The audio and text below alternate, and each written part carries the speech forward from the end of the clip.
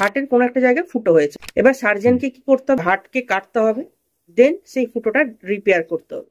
আমি যদি ইনস্ট্যান্টলি হার্টটাকে কেটে দিই, মানুষটা কিন্তু বাঁচবে না, কিন্তু আমাকে ওকে আবার বাঁচিয়ে রাখতে হবে। হার্ট কন্টিনিউয়াসলি বিট করছে, তো সার্জেন তো কাটার সময় অসুবিধা হতে পারে, তখন কিন্তু আমরা যেটা করি, ওই হার্টকে কিছুক্ষণের জন্য থামিয়ে দিই। কাজটা কিন্তু অনেকটাই ভাইটাল কাজ। একজন কার্ডিয়াক সার্জেন সে কিন্তু অতপ্রতভাবে জড়িত আমাদের সঙ্গে। আমার অসুবিধে আছে, করতে পারবো না, তো সার্জেন কিন্তু সেখানে সার্জারি করতে পারবে না। ফ্যামিলি ব্যাকগ্রাউন্ড, আমার বাবা ডক্টর ছিলেন, মেডিকেল অফিসার ছিলেন, তো আমার ইচ্ছে ছিল যে ডক্টরই হওয়ার।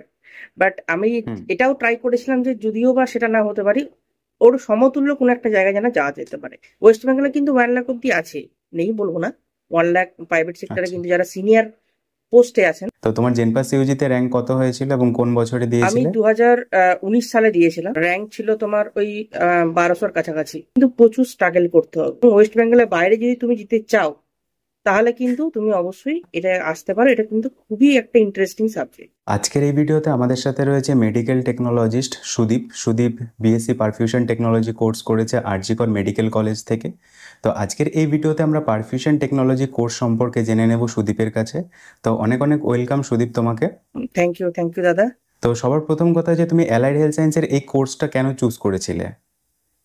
দেখো, অ্যালাইড হেলথ সায়েন্সের এই কোর্সটা এই জন্য চুজ করেছিলাম যে এই কোর্সের যে চাহিদা কিন্তু অনেকটাই বেশি, কিন্তু যত দিন যাচ্ছে, মানে ইনস্ট্যান্ট যেটা আমরা বলি, প্রথম কোনো জিনিসের সেভাবে ডিমান্ড থাকে না, ঠিক আছে? কারণ তুমি বলো যেটাই তৈরি করতে যাও না কেন বা শুরু করতে যাও না কেন, সেটা কিন্তু খুব একটা এফেক্টিভ হয় না, তুমিও বুঝতে পারছো।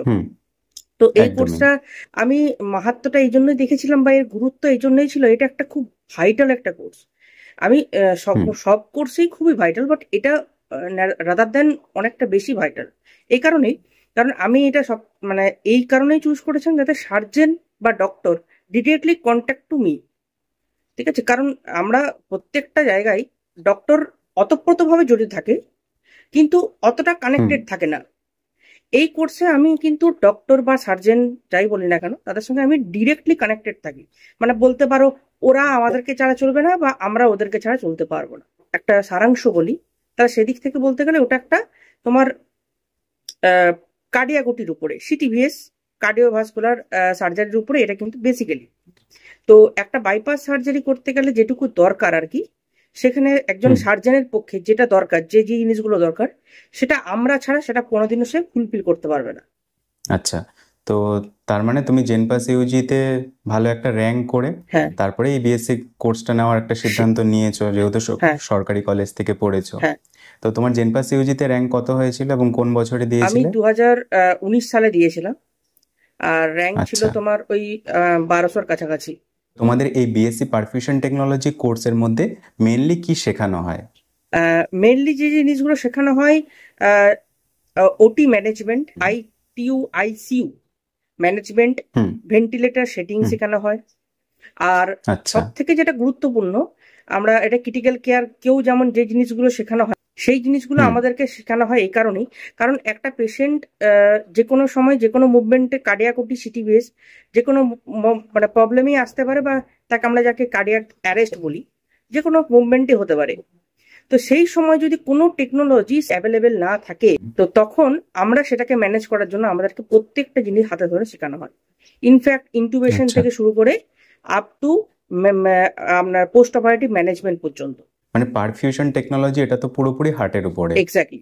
বিএসসি এবং ডিপ্লোমা দুটো কোর্সই তো পারফিউশন টেকনোলজিতে রয়েছে। এই বিএসসি এবং ডিপ্লোমার মধ্যে কি ডিফারেন্স রয়েছে?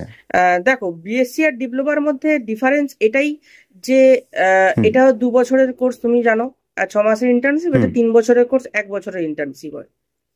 কিন্তু এখন ডিপ্লোমাতে কি বলতো, টাইমটা একটু কম পাওয়া যায়, সোজা কথা, ঠিক আছে? যাতে তুমি যত সিটিভিএস মানে কি, তুমি ওটিতে যত তুমি টাইম স্পেন্ড করবে, তত কিন্তু তুমি আদৌ বেশি ভালো এক্সপিরিয়েন্স তোমার হবে, ঠিক আছে? তো ওটিতে তোমার এক্সপিরিয়েন্সটা কিন্তু অনেকটাই ম্যাটার করে। তো সেক্ষেত্রে আমার মনে হয় ডিপ্লোমার থেকে ব্যাচেলার ডিগ্রি টাইমটা অনেক বেশি পাওয়া যায়, প্লাস অ্যাডভান্টেজ, এখন যে সেন্ট্রাল গভর্নমেন্টের জব বেরোচ্ছে, তুমি দেখে থাকবে যে বিএসসি কিন্তু উল্লেখ করে দিয়েছে, এখানে কিন্তু কোথাও ডিপ্লোমা এই কথাটা কিন্তু উল্লেখ করছে না, ঠিক আছে?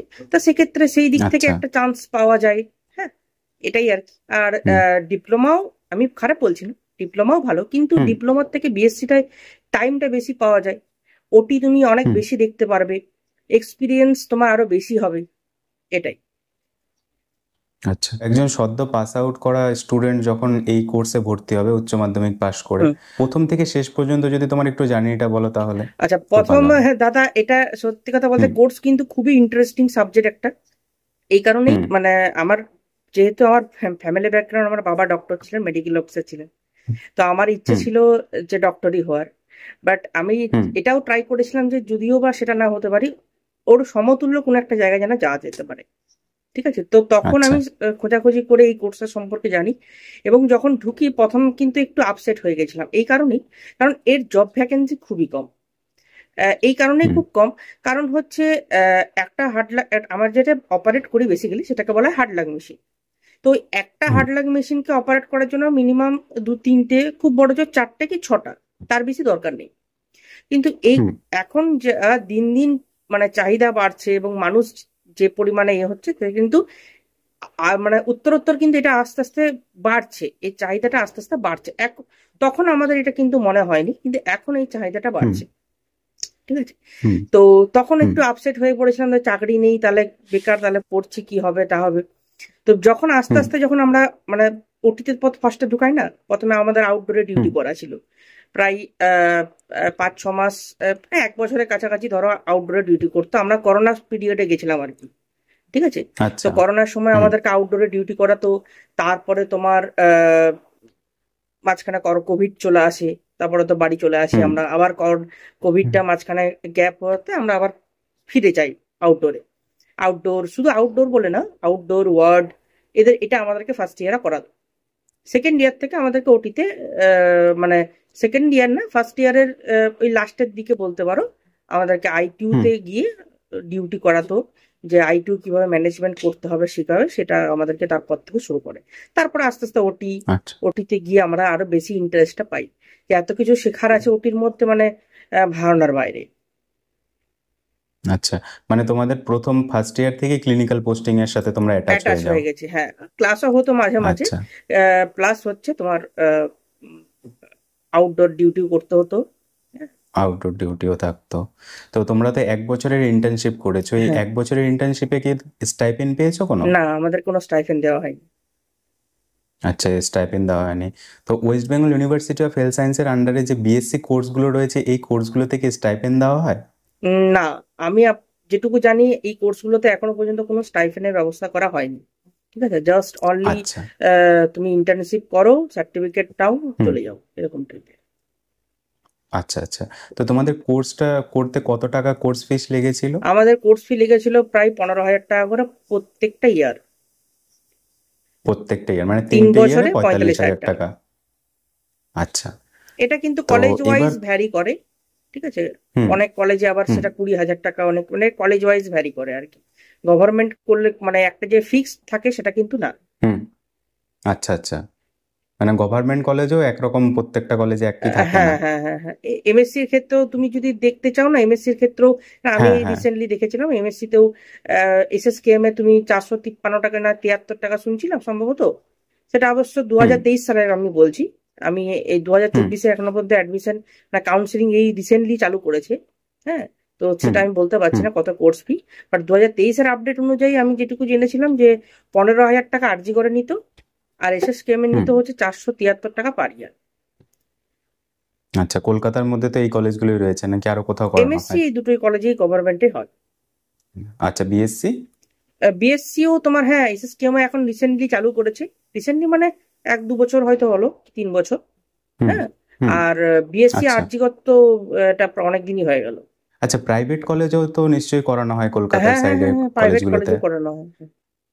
আচ্ছা, ওখানটায় কেমন কি ফিস স্ট্রাকচার থাকে? ওখানে তোমার কলেজ ওয়াইজ অবশ্যই ভ্যারি করে, ওটা তুমি ধরে রাখো করবে 1 লাখ থেকে 1.5 লাখ এরকম আর কি পার ইয়ার। এর রিক্রুটমেন্ট ফিউচার স্কোপ কি রয়েছে? দেখো, চাকরি বাকরির ক্ষেত্রে ফিউচারের স্কোপ হচ্ছে এর এখন সত্যি কথা বলতে গেলে একটু তুলনামূলক কম। এই কারণে কম, কারণ হচ্ছে প্রথমত রিক্রুটমেন্ট হয় না, রিক্রুটমেন্ট হলে এর স্কোপ বাড়বে, কারণ একটা জায়গায় প্রত্যেকটা ইয়ারে কিন্তু স্টুডেন্ট বেরিয়ে যাচ্ছে। তাহলে সেই হুম। যে যতজন স্টুডেন্ট বেরোচ্ছে তত পরিমাণ স্টুডেন্টকে যদি রিক্রুটমেন্ট করা হয় তাহলে কিন্তু জায়গাটা ভ্যাকেন্ট তৈরি হয়। তো তৈরি সেটা হয়। কিন্তু কোনোভাবেই হচ্ছে না। যত পরিমাণ স্টুডেন্ট বেরোচ্ছে তারও হয়তো ভ্যাকেন্ট নেই বলবো না, চাইলেই অনেক কিছু হুম। করা যায়, ভ্যাকেন্ট তৈরি করা যায়, কিন্তু ভ্যাকেন্ট তৈরি হুম। হচ্ছে না কোনোভাবেই। যে কারণে যে এবারে যারা অলরেডি প্রাইভেট মানে কর্পোরেট হসপিটালে জব করছে তারা কিন্তু ওখান থেকে কেউ বেরোতে চাইছে না। হুম। এটা একটা ব্যাপার। তো সেই কারণে ওই হুম। জায়গায় যে একজন জুনিয়র পোস্টে ঢুকবে কেউ একজন, একজন সিনিয়র সে হুম। যদি না ছাড়ে, ওই হসপিটালে একজন জুনিয়র পোস্টে কেউ ঢুকতে পারবে না। তো এরকম কিছু প্রবলেমের একদমই। জন্য কি হয়, প্রচুর পরিমাণে কনজাস্টেড হয়ে যাচ্ছে জায়গাটা। হ্যাঁ, অবশ্যই এটা আমি বলবো ফিউচারে স্কোপ কিন্তু খুবই, কারণ যদি আজকে প্রত্যেকটা হুম। ডিস্ট্রিক্টে যদি সিটিভিএস তৈরি হয়, ক্যাথ ল্যাব তৈরি হয়, হুম। তাহলে কিন্তু হুম। প্রত্যেকটা ডিস্ট্রিক্টেই একটা করে পারফিউশনিস্ট, আমি মিনিমাম বলছি, একটা করে হুম। পারফিউশনিস্ট রাখতেই হবে। এবার সেটা একটা থেকে আরো বেশি হতে পারে।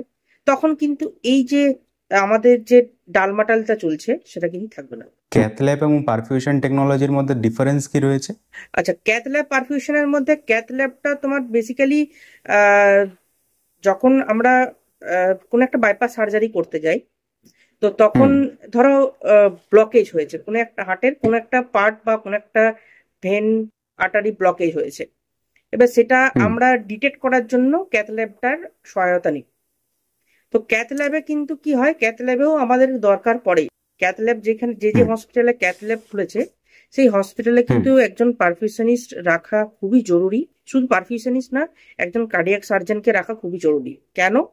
এই কারণেই, কারণ ক্যাথ ল্যাব যখন এক্সামিনেশন হয়, আমরা এটা হুম। অনেক জায়গায় দেখেছি, ক্যাথ ল্যাবে এরকম একটা সিচুয়েশন ক্রিয়েট হলো যেখানে এক্সামিনেশন করার সময় পেশেন্টটা হার্ট অ্যাটাক হতে পারে, অর্থাৎ কার্ডিয়াক অ্যারেস্ট, যেটাকে আচ্ছা। আমরা মেডিকেল ভাষায় বলি। তো হুম। তখন কিন্তু ইমিডিয়েটলি ওকে কিন্তু ওটিতে ট্রান্সফার করতে হবে এবং ওকে কিন্তু বাইপাস সার্জারি করতে হবে, নাহলে কিন্তু পেশেন্টটা মারা যাবে। তো আচ্ছা। সেই দিক থেকে বলতে গেলে ক্যাথ ল্যাব কোনো একটা হসপিটাল হলো, সে ক্যাথ ল্যাব করলে কিন্তু অবশ্যই একজন পারফিউশনিস্ট তার সঙ্গে কিন্তু একজন কার্ডিয়াক সার্জনকে রাখতেই হবে। আরজি করে তো নিশ্চয়ই পারফিউশন টেকনোলজিস্ট রয়েছে। হুম হুম। অ্যাকচুয়ালি পারফিউশন টেকনোলজিস্টের কি রোল প্লে করতে হয় একটা ওটি চলাকালীন? আচ্ছা, পারফিউশনিস্টের রোল এটাই। হুম। পারফিউশনিস্টের আমি পুরো মানে মানে এটা বলছি, ঠিক আছে? তাহলে বোঝা হ্যাঁ, যাবে। পুরো ব্যাপারটাই বলো। হ্যাঁ, হ্যাঁ, হ্যাঁ, তো হ্যাঁ। যখন ধরো একটা পেশেন্ট ওটিতে গেল, বাই চান্স হুম। হার্টের কোনো একটা জায়গায় ফুটো হয়েছে, হার্টের মাঝখানে হুম। আর এ অ্যান্ড এল এর হুম। মাঝখানে ধরো ফুটো হয়েছে। আর ফুটো এ মানে হয়েছে, রাইট হ্যাঁ। এট্রিয়াম আর লেফট এট্রিয়ামের মাঝখানে ফুটো হয়েছে। এবার হুম। সার্জনকে কি করতে হবে, হার্ট মানে হার্টকে কাটতে হবে, দেন সেই ফুটোটা রিপেয়ার করতে হবে। এটা হচ্ছে হুম। নর্মালি। কিন্তু হুম। আমি যদি ইনস্ট্যান্টলি হার্টটাকে কেটে দিই, মানুষটা কিন্তু আর বাঁচবে না, হুম। স্বাভাবিক, ও কিন্তু বাঁচানো সম্ভব না। একদমই। কিন্তু হুম। আমাকে ওকে আবার বাঁচিয়ে রাখতে হবে। তার জন্যই হুম। আমাকে যে প্রসিডিওর দরকার সেটাকে নাম হচ্ছে হার্ট লাং মেশিন। এই হুম। হার্ট আর লাং এই কথাটার মধ্যে আছে হার্ট আর লাংস, মানে আমি যদি হুম। হার্টকে বন্ধ করে দিই, লাংস কিন্তু আস্তে আস্তে বন্ধ হয়ে যাবে। তো হয়ে যাবে। লাংসকে যদি আমাকে সতেজ রাখতে গেলে, আমার তো ভেন্টিলেশন আছে, আপনি বলবেন হুম। অবশ্যই হুম। ভেন্টিলেশন আছে, কিন্তু ভেন্টিলেশনে যদি শুধু লাংসে যদি কাজ করে, হার্ট যদি কাজ না করে, তাহলে তো পুরো বডিতে ব্লাড সার্কুলেশনটা তো বন্ধ হয়ে যাবে, ইস, বন্ধ হয়ে যাবে। তাহলে তো পেশেন্টটা ইমিডিয়েটলি মারা যাবে। তো এই হুম। জন্যই আমাদের যে মেশিনটা সেটা হার্ট এবং লাংস ইনস্ট্যান্টলি দুটো কাজ করে একসাথে। কিভাবে করে, যখন সার্জন রেডি আছে বাইপাস সার্জারি করার জন্য বা ওটি করার জন্য, তখন হুম।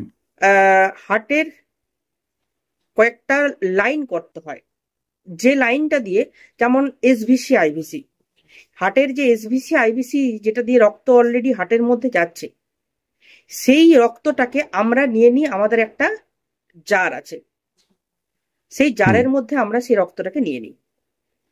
এবার রক্তটা কি রক্ত, দূষিত রক্ত, যেটাকে ডিঅক্সিনেটেড হুম। ব্লাড বলা হয়। এবার সেই একদমই। ডিঅক্সিনেটেড ব্লাড কে আমাদের কাজ অক্সিজেনেটেড করে আবার তাকে পেশেন্ট বডিতে ফিরিয়ে দেওয়া। এটা হুম। কখন করব, যখন সার্জারি চলবে। এরপরে তুমি আমাকে এটা বলবে যে আচ্ছা, তো এইটা করতে গেলে তো হার্ট তো বিট করছে, হার্ট কন্টিনিউয়াসলি বিট হুম। করছে, তো সার্জেন তো কাটার সময় অসুবিধা হতে পারে। সার্জেন যদি হুম। সার্জারি করতে যায় তার কিন্তু প্রবলেম হতেই পারে। এক্স্যাক্টলি। হ্যাঁ, অবশ্যই। তখন হুম, কিন্তু হুম। আমরা যেটা করি, ওই হার্টকে কিছুক্ষণের জন্য থামিয়ে দিই, যেটাকে আমরা প্রয়োগ করি আচ্ছা। কার্ডিওপ্লেজিয়া বলে। ঠিক আছে? তো সেই কিছুক্ষণের, থামানোর কাজটা কিন্তু তোমরা করছো। হ্যাঁ, হার্টকে থামানোর কাজ আমরা করছি, এবং আবার হুম। থামিয়ে, হার্ট থেমে গেল, হার্ট থেমে মানে স্ট্রেট লাইন হয়ে গেল। স্ট্রেট হ্যাঁ। লাইন মানে এরপরে আমাদের কাজ শুরু হয় ওই মানুষটাকে পুরো বডিতে ডিউরিং সার্জারি। ডাক্তার কিন্তু হুম, দেখবে না যে আমরা কি করছি হুম, না করছি, আমরা ওই মানুষটাকে বাঁচিয়ে তার যাতে ইউরিন ঠিকঠাক আসে, সেই মানুষটা যাতে ডিউরিং সার্জারি কোনো প্রবলেম কমপ্লিকেশন না হয়, সেটা দেখি হুম, আমরাই। এবং ওই যে বললাম দূষিত বা ডিঅক্সিজেটেড ব্লাড আমরা নিয়ে সেটাকে আমরা হুম। অক্সিজেন যুক্ত করে বা অক্সিজেনেটেড করে সেটাকে আবার আমরা পেশেন্ট বডিতে ফিরিয়ে দিই।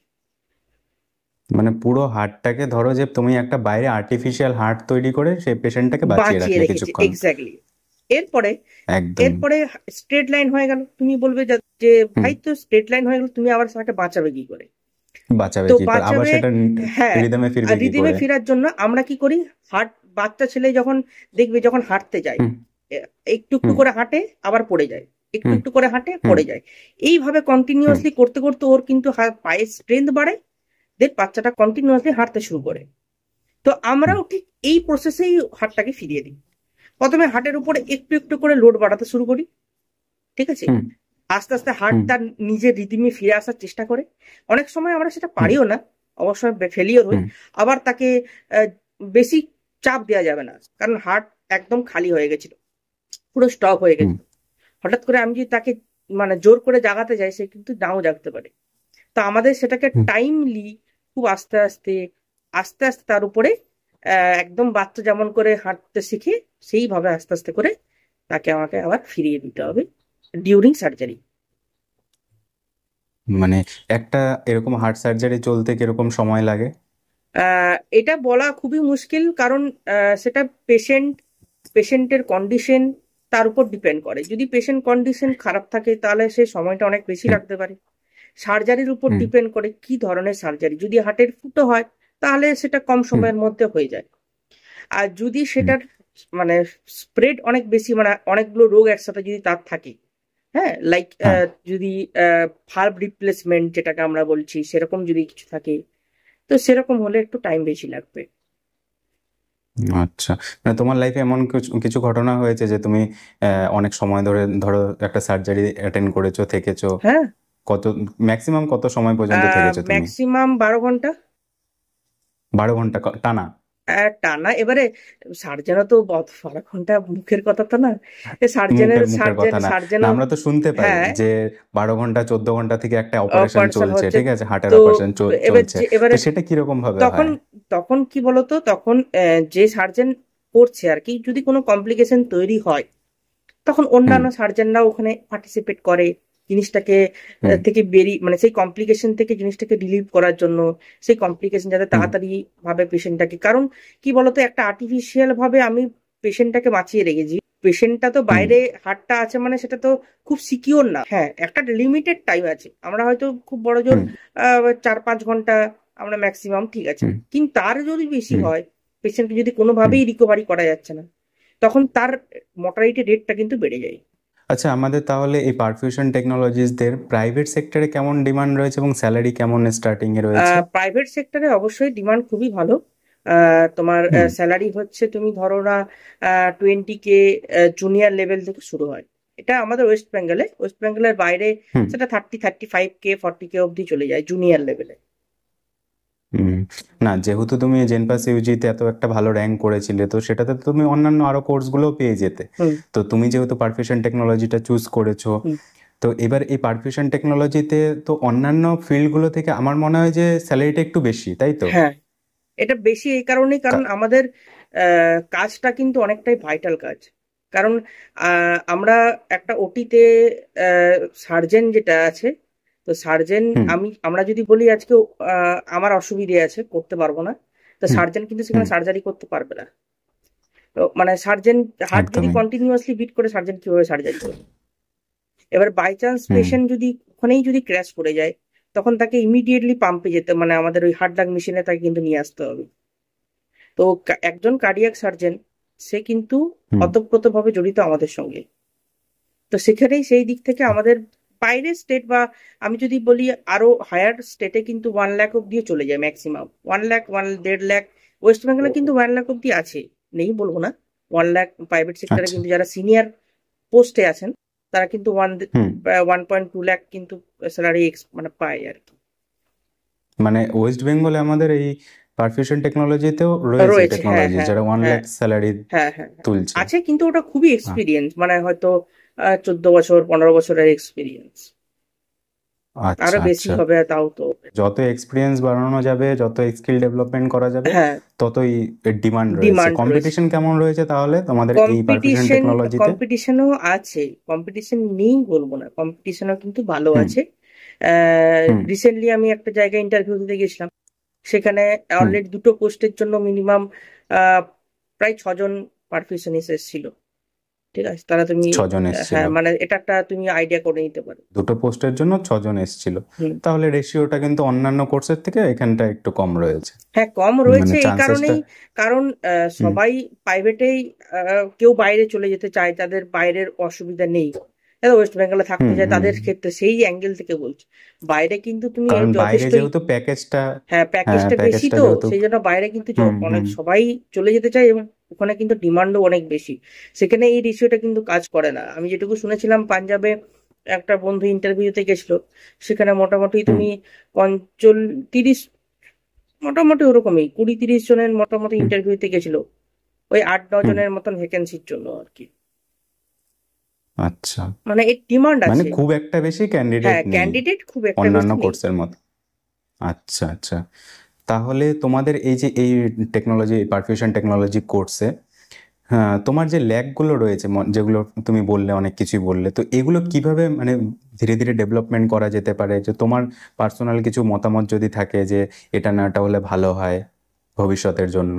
দেখো, মতামত আমার এটাই, এই কোর্স হুম যদি চালু আছে, বন্ধ হয়ে যায়নি, হুম এই কোর্স যদি হুম চালু আছে সেই অ্যাঙ্গেল থেকে আমি বলবো আরো সিটিভিএস, আরো ক্যাথ ল্যাব হুম এবং ডিস্ট্রিক্ট হুম ডিস্ট্রিক্ট আমার মনে হয় খোলা উচিত। আমারই বাড়ি হচ্ছে বাঁকুড়া বিষ্ণুপুরে। আজকে হুম আমাদের এখান থেকে কলকাতার ডিস্টেন্স বা দুর্গাপুরের ডিস্টেন্স মিনিমাম তোমার 60-70। দুর্গাপুর, কলকাতা হচ্ছে 100, হুম 120। হুম হুম তো কারো কোনো পেশেন্টের যদি বাই চান্স হার্ট অ্যাটাক হয়, তাকে ওই অতটা ডিস্টেন্স ট্রাভেল করে তাকে কিন্তু যেতে হবে ওই হসপিটালে অ্যাডমিট হওয়ার জন্য।